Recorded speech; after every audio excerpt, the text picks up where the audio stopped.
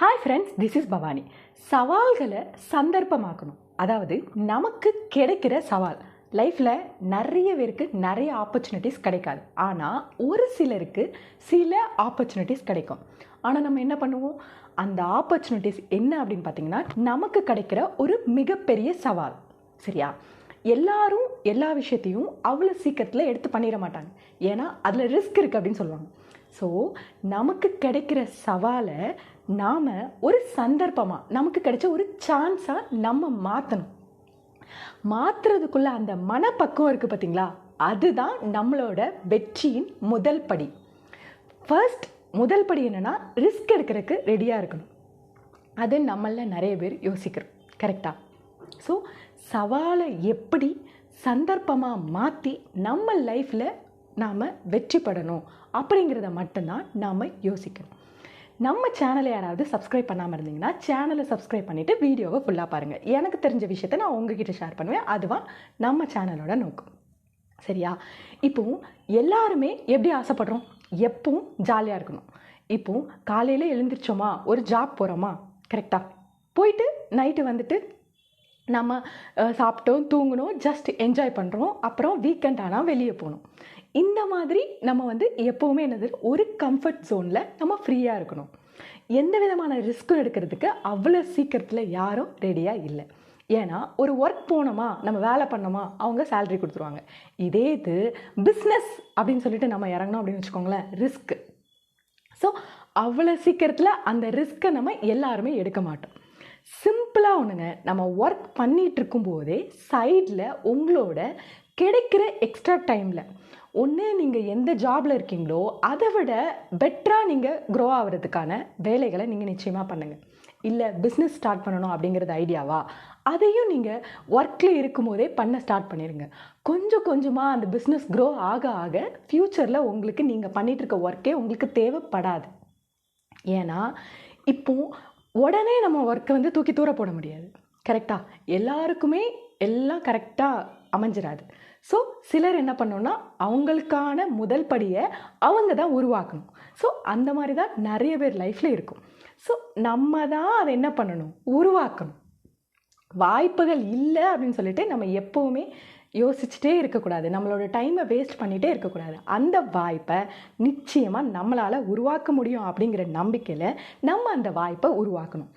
ஏன்னா எந்த இடத்துல ரிஸ்க் இருக்கோ அந்த இடம்தான் நீங்கள் யார் அப்படிங்கிற விஷயத்த இந்த உலகத்துக்கு காட்டும். ரிஸ்க் இல்லாத இடத்துலேருந்து வந்தவங்கள 10ல் 11. சரியா? 10ல் 11 சொல்லுவாங்களே, 10, 11 அதில் ஒருத்தனா மட்டும்தான் நினைப்பாங்க. பட் நிறைய தடைகளை தாண்டி ரிஸ்க் எடுத்து லைஃப்பில் ஒரு தனி ஆளாக நிற்பாங்க தெரியுமா, அவங்கள தான் இந்த உலகம் திரும்பி பார்க்கும். உங்களையும் இந்த உலகம் திரும்பி பார்க்கணும். நீங்களும் ஒரு மிகப்பெரிய வெற்றியாளராக வரணுமா அப்படின்னா நீங்கள் நிறைய உழைக்கணும். உங்களுக்கான ரிஸ்க், அதாவது கிடைக்கிற வாய்ப்பு என்ன, நீங்கள் எந்த விஷயத்தில் ஆசைப்படுறீங்களோ அதுக்கான முயற்சிகளை நீங்கள் செய்யணும். ரிஸ்க் எடுத்திங்கன்னா மட்டும்தான் உங்களோட தனித்திறமை வெளியே வரும். எல்லாரும் அதை பார்ப்பாங்க, அக்செப்ட் பண்ணிப்பாங்க. பிஃபோர் நீங்கள் என்னென்ன கஷ்டப்பட்டு அந்த இடத்த அடைஞ்சிருந்தீங்களானோ நீங்கள் சொன்னீங்கன்னா அப்போ அதை கேட்பாங்க. அதுவும் அதில் இருக்கும். ஓகேவா? ஆனால் நம்ம எல்லாரும் அவ்வளோ சீக்கிரத்தில் அதை பண்ணுறதுக்கு ரெடியாக இல்லை. ஏன்?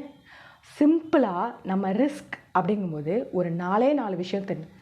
நீங்கள் தான் தைரியமாக முடிவெடுக்கணும். ஒரு விஷயத்தை நம்ம பண்ணணும்னு இறங்கும்போது ஃபர்ஸ்ட் ஆஃப் ஆல் என்ன தெரியுமா, மனசில் ஒரு தயக்கம்னு இருக்கும். நம்மளோட முதல் எதிரியே அந்த தயக்கம்தான். ஏன் அந்த தயக்கம் நம்மளுக்குள்ளே வருது, அதை நம்ம சரி பண்ணணும். அதுக்கு நம்ம என்ன பண்ணணும், அந்த விஷயத்தை நம்ம கற்றுக்கிட்டா நம்மளுக்கு ரொம்ப தயக்கம் இருக்காது, கான்ஃபிடென்ட் இருக்கும். ஒரு விஷயத்தை சுத்தமாக தெரியாதவங்களுக்கும், சரியா, அதே தான் அதை பற்றி நல்லா தெரிஞ்சவங்களுக்கு நிறைய கான்ஃபிடென்ட் இருக்கும். கரெக்டாக? அவங்க பயப்பட மாட்டாங்க. ஸோ அந்த தயக்கத்தை நம்ம தள்ளி போட்டுடலாம். அந்த தயக்கத்தை தூக்கி வீசுறதுக்கு நீங்கள் ஒரு விஷயத்தில் இறங்குறீங்கன்னா சுத்தமாக அதை பற்றி எதுவுமே தெரியாமையா இறங்க போகிறீங்க? இல்லை தானே? நிச்சயமாக அதை பற்றி ஏதாவது நீங்கள் தெரிஞ்சுட்டு தான் இருப்பீங்க. ஒரு விஷயத்தை பொறுத்த வரைக்கும் அதில் 80% என்னென்ன இருக்குது அப்படிங்கிறது எல்லாத்தையும் சுற்றி தெரிஞ்சு ஆராய்ஞ்சிட்டு தான் நீங்கள் இறங்க போகிறீங்க. பேலன்ஸ் இருக்கிற 20% நீங்கள் அந்த இறங்கினதுக்கப்புறம் உழைக்க போகிறீங்க. ரொம்ப முக்கியமானது அந்த 20% தான்.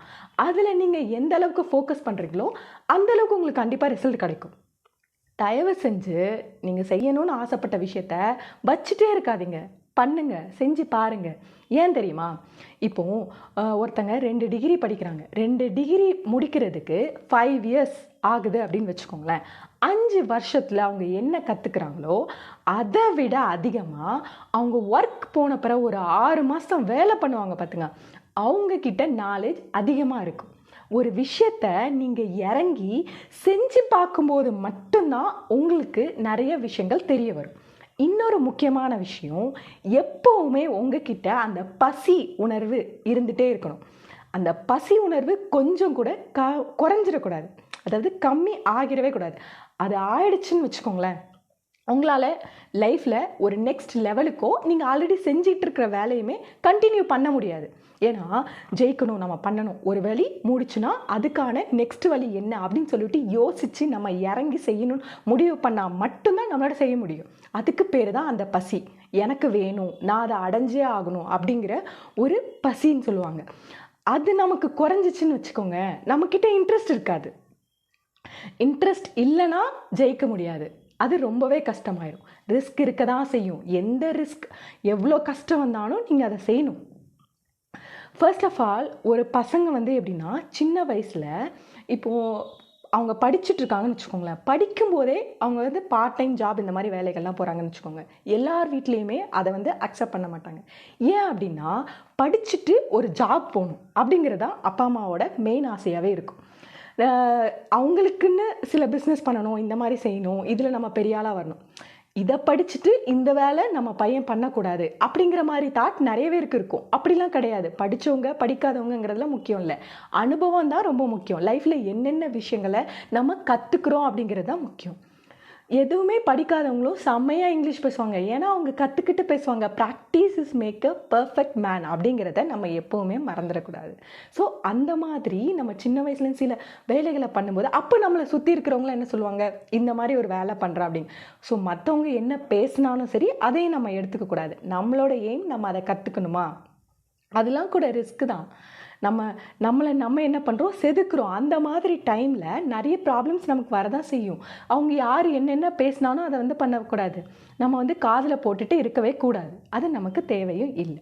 ஸோ உங்களோட தனித்திறமையை காட்டணும்னா நீங்கள் ரிஸ்க் அந்த பொசிஷனுக்குள்ளே இறங்கி தான் ஆகணும். ஒரு மிகப்பெரிய பெரிய வெற்றியாளர்கள்லாம் பாருங்கள், அவங்களோட பின்பக்கத்தை எடுத்து பார்த்தீங்கன்னா, அவங்க சின்ன வயசாக இருந்தாலும் சரி, முன்னாடி நிறைய உழைச்சிருப்பாங்க, நிறைய அவமானப்பட்டிருப்பாங்க, பேக்ரவுண்டே இல்லாதவங்க ரொம்ப பெரிய பெரிய இடத்துல இருந்திருப்பாங்க. ஓகேவா? லைஃப்பில் எல்லாருமே நம்ம பேசிகிட்டு இருப்போம், எனக்குன்னு பேக்ரவுண்ட் இல்லை, எனக்குன்னு எந்த விதமான ஒரு இதுவுமே இல்லை, என்னால் எப்படி நான் ஜெயிக்க முடியும் அப்படின்னு சொல்லிட்டு யோசிச்சுட்டு தயங்கிட்டே இருக்காதீங்க. உங்களுக்கான வேலையை நீங்கள் இப்போவே கூட ஸ்டார்ட் பண்ணுங்கள். நிச்சயமாக உங்களால் முடியும். உங்களால் முடியாதது எதுவுமே கிடையாது. ஸோ கிடைக்கிற வாய்ப்பை நீங்கள் என்ன பண்ணணும், உருவாக்கணும். சரியா? இந்த சந்தர்ப்பத்தை எல்லாத்தையுமே நீங்கள் தான் என்னது மிகப்பெரிய ஒரு வாய்ப்பாக மாற்றணும். அந்த பக்குவம் உங்ககிட்ட இருந்துச்சுன்னா நீங்கள் நிச்சயமாக வெற்றிங்கிறத இடத்துக்கு போவீங்க. ஆக்சுவலாக அமெரிக்காவில் ஒரு தொழிலதிபர், ஓகேவா, அவர் அவரோட வயசான காலத்துலேயும் ரொம்ப உழைப்பார். அதை கம்மி பண்ணவே மாட்டார். ஓகேவா? இப்போது நானே உங்ககிட்ட ஒரு கொஸ்டின் கேட்குறேன். இப்போது உங்களுக்குன்னு ஒரு எய்ம் இருக்குன்னு வச்சுக்கோங்களேன். அந்த எய்மை நீங்கள் அடைஞ்சிட்டீங்க, சரியா? அதை அடைஞ்சிட்டிங்கன்னா நெக்ஸ்ட் என்ன பண்ணுவீங்க? நீங்கள் ஆசைப்பட்டீங்க, அது இருக்கிறதுல மிகப்பெரிய, நீங்கள் ஆசைப்பட்ட ஒரு மிகப்பெரிய எய்ம், அது உங்களுக்கு கிடைச்சிருச்சு. கிடைச்சதுக்கப்புறம் நீங்கள் என்ன பண்ணணும்? சரி, நான் ஆசைப்பட்ட பிளேஸ் எனக்கு கிடைச்சிருச்சு, இனிமேல் ஓகே, நான் ஃப்ரீயாக இருப்பேன் அப்படின்னு சொல்லிட்டு இருந்தோன்னு வச்சுக்கோங்களேன், அது ரொம்ப தப்பு. ஏன் தெரியுமா? நம்மளோட வெற்றி, அந்த இடம் நமக்கு கிடைச்சிச்சுன்னா நம்மளோட அடுத்த வேலை என்ன தெரியுமா? அந்த இடத்த தக்க வைக்கணும். அதுக்காக நம்ம உழைக்கணும். நம்ம நிறைய உழைச்சி நம்ம ஆசைப்பட்ட பிளேஸ் கிடைக்கிறத விட அது ஈஸி, அது கஷ்டம்தான். பட் அதை நீங்கள் அடைஞ்சிட்டீங்க. ஆனால் அந்த இடத்த தக்க வைக்கணும்னு ஒன்று இருக்கும் பார்த்தீங்களா, அது ரொம்பவே கஷ்டம். அதுக்காக நீங்கள் ஒவ்வொரு நிமிஷமும் அதிகமாக உழைக்க வேண்டியது இருக்கும். நிறைய பேர் நம்ம ஆசைப்படுறோம், அது கிடச்சிருச்சு, அதுக்கப்புறம் என்ன பண்ணணும் அப்படிங்கிற மாதிரி யோசிக்கும்போது கொஸ்டின் மார்க், என்ன பண்ணணும், அவ்வளோதானே, முடிஞ்சிச்சு தானே அப்படிங்கிற மாதிரி ஆஹா. அதுக்கப்புறம் தான் நம்ம நிறைய வேலை பண்ணணும். அதாவது அமெரிக்கா தொழிலதிபர் ஒருத்தர்கிட்ட அவர் ஃப்ளைட்டில் போயிட்டுருக்கும்போது ஒரு சின்ன பையன் கேட்டிருக்கான், இந்த வயசுலேயே நீங்கள் உழைக்கணுமா அப்படி சொல்லிட்டு கேட்டிருக்கான். அப்போ தான் அவர் என்ன சொல்லியிருக்காரு அப்படின்னா, ஃப்ளைட்டு வந்து மேலே உயரமாக பறந்துட்டுருக்கு கரெக்டா, ஸோ மேலே வந்துருச்சுன்னு சொல்லிட்டு இன்ஜின் ஆஃப் பண்ணிடலாமா, முடியாது தானே. அது மாதிரி தான் நம்ம உழைச்சிட்டே இருக்கணும். ஃபர்ஸ்ட் பிளேஸ் வந்தாலும் அந்த இடத்த நாம் காப்பாற்றுறதுக்காக என்ன பண்ணணும், அதை தக்க வைக்கிறதுக்காக நம்ம உழைப்பை கொடுத்துட்டே இருக்கணும். அப்போ தான் அது வெற்றி ஆகும். ஸோ வெளியே வாங்க, நீங்கள் ஆசைப்பட்ட விஷயத்த நீங்கள் பண்ணணும்னு நினைக்கிறீங்களே, அதுக்கான வழியை தேடுங்க, நீங்கள் உருவாக்குங்க, நிச்சயமாக முடியும். முடியாத விஷயம், எனக்கு இந்த மாதிரி சுச்சுவேஷன் என்னால் முடியாது அப்படின்னு மட்டும் தள்ளி போடாதீங்க. உங்களால் முடியாதது எதுவுமே இல்லை. அந்த அமெரிக்க தொழிலதிபர் பேர் என்ன அப்படின்னு பார்த்தீங்கன்னா ராக்ஃபெல்லர். ஸோ உங்களால் முடியாதது எதுவும் இல்லை, நிச்சயமாக முடியும். சரியா? ஒரே ஒரு விஷயத்தை மட்டும் ஃபாலோ பண்ணுங்கள், தைரியமாக முடிவெடுங்க, எதுக்கும் பயப்படாதீங்க. ஓகேவா? யோசித்து சிந்திச்சு நீங்கள் முடிவெடுங்க, நிச்சயமாக அது கரெக்டாக இருக்கும். தினமும் புதுசாக கற்றுக்கோங்க, நீங்கள் செய்ய வேண்டிய வேலைக்காக புதுசாக கற்றுக்கோங்க. முயற்சியை எந்த நிலையிலையும் கைவிட்டுறாதீங்க, ஸ்டாப் பண்ணிடாதீங்க, அதை கண்டினியூ பண்ணுங்கள், நிச்சயமாக நடக்கும். மீண்டும் ஒரு அழகான பதிவோடு உங்களை நெக்ஸ்ட் வீடியோவில் மீட் பண்ணுறேன். பாய்.